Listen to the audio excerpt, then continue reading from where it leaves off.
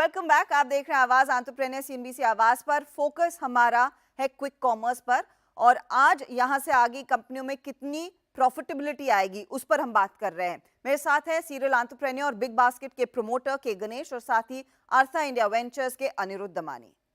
यहाँ पर क्योंकि अनुराध आपने कहा आपका थीसिस चेंज हुआ, so what are you banking on now if it all you starting to invest in these companies, या फिर उसके बारे में आप सोच रहे हैं? एक तो ये सभी कंपनियां कह रही हैं कि ये साल प्रॉफिटेबिलिटी की तरफ से एक बहुत बड़ी लीप ये लेने वाले हैं। इनफैक्ट आई रिमेंबर आदित्य पलीचा ने खुद कहा था एक अपने लिंक्डइन पोस्ट में कि जो फ्लिपकार्ट अमेजोन ने किया वो शायद जेप्टो, ब्लिंकिट, स्विगी, इंस्टामार्ट मिलकर अब इंटरनेट के लिए करेंगे अगले 5-6 सालों के लिए। आई थिंक एक बहुत बड़ा शिफ्ट है कि आज आप देखेंगे जितने भी ये D2C ब्रांड्स हैं, इंक्लूडिंग अभी पर्पल ने भी रिसेंटली बोला है कि वो चाहते हैं कि अपना ऑफलाइन एक्सपेंशन ग्रो करें। उसमें जो ट्रेडिशनल मॉडल है वो एक सुपर स्टॉकिस्ट, डिस्ट्रीब्यूटर, रिटेलर, वो एक ट्रेडिशनल मॉडल है। उसमें एक काफी टाइम लगता है और काफी इन्वेस्टमेंट इन्वेस्टमेंट लगता है to get that off the ground. However, हम अगर सी कॉमर्स को देखें, राइट, तो टेक्निकली ऑफलाइन प्ले ही है जिसमें एक ऑनलाइन लेयर है which is the app, but technically आपकी डिस्ट्रीब्यूशन मॉडल ऑलमोस्ट सेम है। तो मैं कहूंगा कि जो गणेश सर पहले कह रहे थे, I am just adding on top of it, इसमें एक बहुत बड़ा एफिशिएंसी ड्राइवर है for Zomato and for Swiggy, कि इनका जो एग्जिस्टिंग डिलीवरी पार्टनर नेटवर्क था जिसके ऊपर ये रेस्टोरेंट डिलीवरी कर रहे थे, अब उसके अंदर एक वैल्यू ड्राइवर आ गया है जिसके साथ वो एफिशिएंसी या प्रोडक्टिविटी ड्राइव कर रहे हैं in the same delivery network. I think अगर आप, मैंने शायद रिसेंटली देखा कि जेप्टो भी शायद रेस्टोरेंट डिलीवरी शुरू शुरू कर रहा है। तो उसका भी एक रीजन है कि जो मेरे पास एक ड्राइवर है वो दिन में 15 डिलीवरी कर सकता है, 20 डिलीवरी कर सकता है अगर केवल रेस्टोरेंट प्ले करे। हम्म। पर विथ क्विक कॉमर्स अगर वो 30 डिलीवरी कर सकता है, तो उसकी जो डेली की जो मेरी पे आउट है, that is now getting spread over 30 order.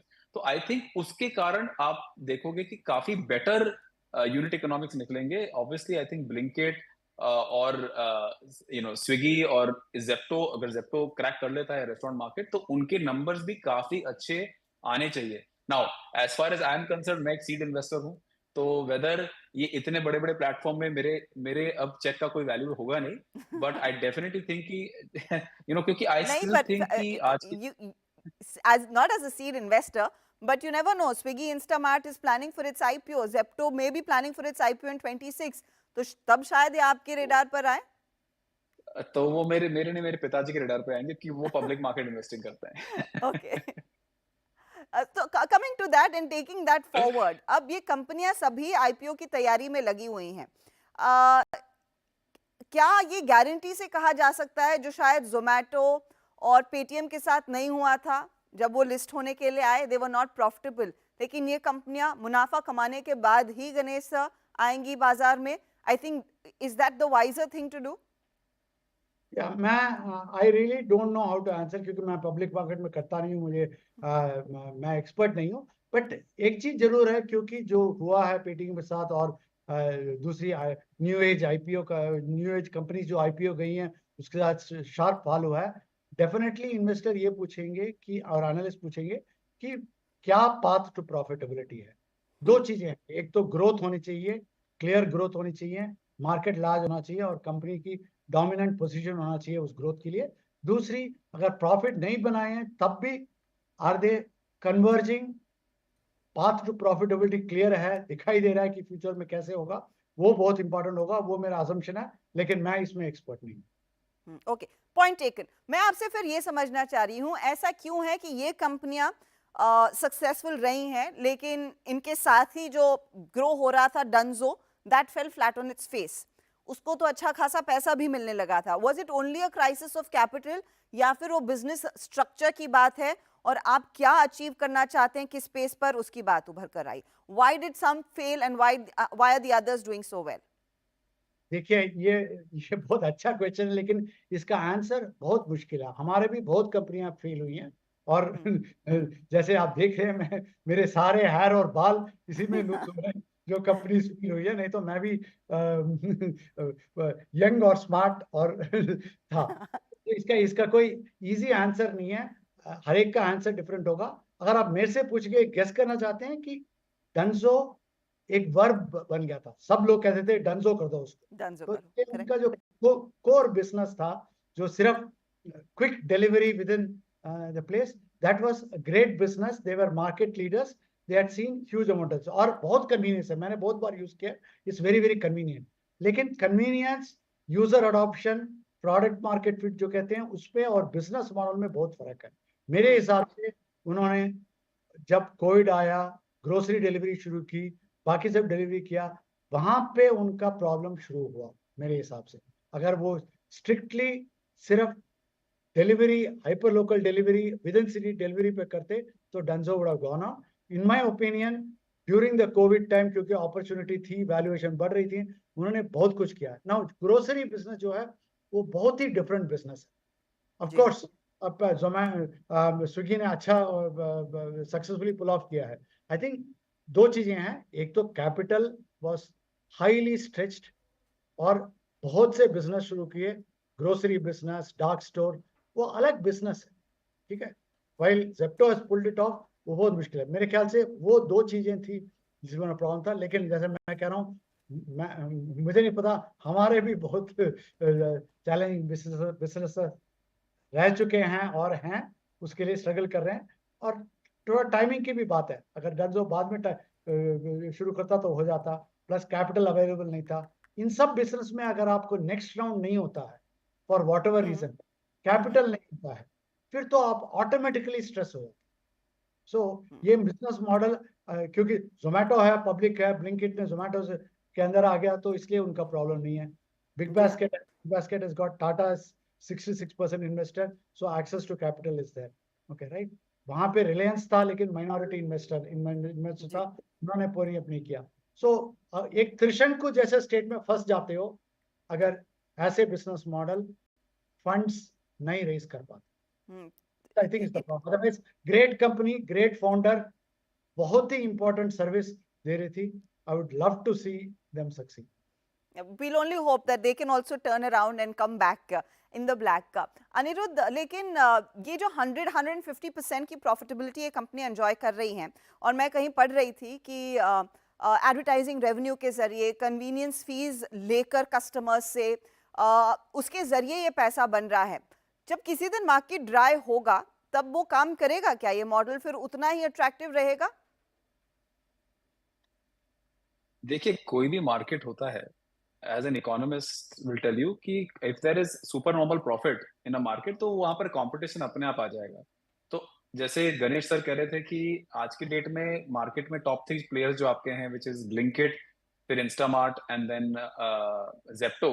इसमें अभी BB now I think also is trying to now revive their quick commerce और at least get going with the e commerce market. इसमें 2-3 प्लेयर्स और भी आएंगे और काफी कंपटीशन बढ़ेगा। जैसे जैसे कंपटीशन बढ़ेगा, ऑब्वियसली मार्जिन अपने आप नॉर्मलाइज हो जाएंगे। अब पर मैं ये भी मानता हूं कि इसमें अगर स्मार्टली प्ले किया जाए तो पैसा अच्छी तरीके से बन सकता है। ये ऐसा मार्केट नहीं होगा कि जहां पर आप आप जैसे आपने ई कॉमर्स में देखा था कि thousands of crore per year का लॉस चालू है, बिकॉज 4-5 प्लेयर्स एक ही कस्टमर के लिए लड़ रहे हैं। इधर कस्टमर बेस काफी बड़ा है, और कस्टमर बेस काफी बड़ा और ग्रोइंग है। थोड़े ही दिनों में आई थिंक अगले अगले साल इंडिया का जो पर कैपिटा जीडीपी है वो $3,000 क्रॉस कर जाएगा। उसके बाद जो कंजम्पशन बास्केट है वो काफी चेंज होने वाला है, और वो कंजम्पशन बास्केट को कैप्चर करने के लिए ये जो ऑफलाइन टाइप प्ले है, ये जो क्विक सी कॉमर्स हम कह रहे हैं, वो काफी काफी पॉपुलर होने वाला है। और इसके अंदर और सारी चीजें एडिशन होने वाली है, बिकॉज अभी तक इंडिया में जो हम लास्ट माइल डिलीवरी मार्केट कहते हैं, जो लास्ट माइल रिटेलर या मॉडर्न रिटेल कहते हैं, अभी तक वो पूरा इकोसिस्टम बना नहीं है। और एक तरीके से क्विक कॉमर्स हमको एक लीप दे रहा है इस इकोसिस्टम के आगे, कि बिफोर दैट गेट्स क्रिएटेड आपके पास ऑलरेडी वो फैसिलिटी आपके फोन, आपके डिवाइस में आ चुकी है। गणेश जी, मैं एक I don't know if you will be able to give an answer to this और नॉट। हरी मेनन ने कुछ ही महीने पहले कहा था that we do not want to broaden our horizons, we are happy with essentials and groceries. जिस तरह का कंपटीशन और जो ब्लिंकिट, स्विगी, इंस्टामार्ट और जेप्टो आजकल डिलीवर कर रहे हैं, will a player like BB now also be forced to go beyond groceries? नहीं, मेरे हिसाब से जो बीबी नाउ है वो स्लाइटली क्यू कॉमर्स या सी कॉमर्स में लेट स्टार्ट किया, but they are catching up very fast, delivering even better than some of the other companies that they mentioned. So they have done not only catch up, they are in a very good place. So उसपे double down करना would be better. Trying to get into all the other categories, not in my opinion, not that I'm advising them in any way. मेरे opinion से वो ठीक नहीं हुआ, क्योंकि ये core competency very very strong है बिग बास्केट की, उसके उसमें डबल डाउन करना बेटर होगा, और they are on good path to profitability, and which is in keeping with Tata Digitals views. So I don't see a change, but again I don't know, क्योंकि मैं इसमें इन्वॉल्व नहीं हूँ. I just wanted to know because you were the promoter, perhaps you have an eye on that company. Coming to that profitability fact, और इस पर हम पहले भी टच अपॉन कर रहे थे. अनिरुद्ध, जब ये सारी कंपनियां कहती हैं कि ये इस साल प्रॉफिटेबल होंगे, क्या वो होता दिखाई देता है आपको? क्या उतना चेंज देखने को मिला है मार्केट में कि Blinkit is nearly there, I guess वो अगले क्वार्टर डिलीवर हो जाएगा if everything goes well in favor of the retail investors as well. लेकिन क्या स्विगी, इंस्टामार्ट ये डिलीवर कर पाएगा? क्या जेप्टो वो प्रॉफिटेबिलिटी अग्रेसिवली डिलीवर कर पाएगा? See, the proof of the pudding is in the eating. तो मैं क्योंकि खुद क्विक कॉमर्स पे काफी अब यूटिलिटी यूज करने लगा हूं, तो मैं ये कह सकता हूं कि it is definitely habit forming. क्योंकि अब आप आपको जो बास्केट ऑफ प्रोडक्ट्स मिल रहे हैं और जो रेंज ऑफ प्रोडक्ट्स मिल रहे हैं, जैसे जैसे गणेश सर पहले कह रहे थे कि अगर 5% भी लग्जरी आइटम हुई, जहां पर लेट्स से इट इज 10,000, 15,000, 20,000 रुपए की आइटम हो और उसमें आपको 20% मार्जिन मिलता हो, तो वो काफी बड़ा नंबर हो जाता है. तो इट इज डेफिनेटली पॉसिबल कि ये कंपनियां प्रॉफिटेबल हो सकती हैं.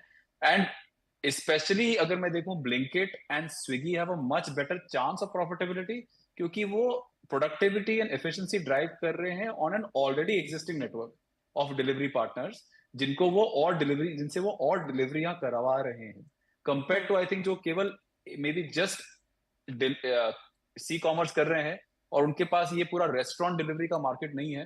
तो शायद उनके लिए प्रॉफिटेबिलिटी थोड़ा और दूर हो सकता है, बट इनके लिए तो प्रॉफिटेबिलिटी आना बहुत बहुत ईजी है, because they are optimising an already existing investment. On that note, बहुत बहुत शुक्रिया के गणेश और अनिरुद्ध दमानी हमारे लिए समय निकालने के लिए. It's been a pleasure speaking to you. Thank you so much. चलिए, इसी के साथ आवाज एंटरप्रेन्योर में भी आपसे लूंगी इजाजत. अगले हफ्ते फिर मुलाकात होगी कुछ और इंटरेस्टिंग आइडियाज और ट्रेंड्स के साथ, और ये भी हमें जरूर बताइएगा कि आपको हमारा शो कैसा लगा और आजकल क्यू कॉमर्स ऐप्स पर आप लोग क्या मंगवा रहे हैं. अगले हफ्ते फिर मिलेंगे. Good bye.